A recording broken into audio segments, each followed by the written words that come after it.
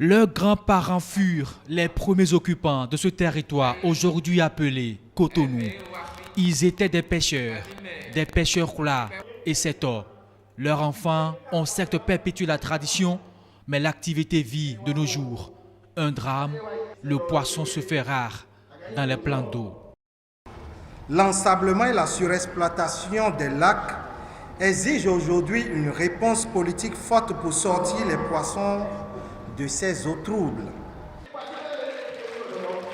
La pêche, elle est pourtant la principale activité, sinon l'unique source de revenus pour ces populations.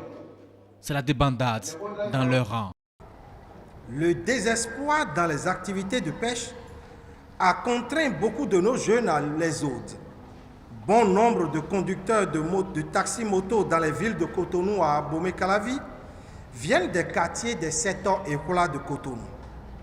Au nombre des problèmes recensés, on note l'état critique des ressources halieutiques, l'inadaptation du cadre juridique et surtout l'utilisation des engins de pêche non sélectifs prohibés pour ratisser les menus frétins qu'on appelle communément Merokokonu.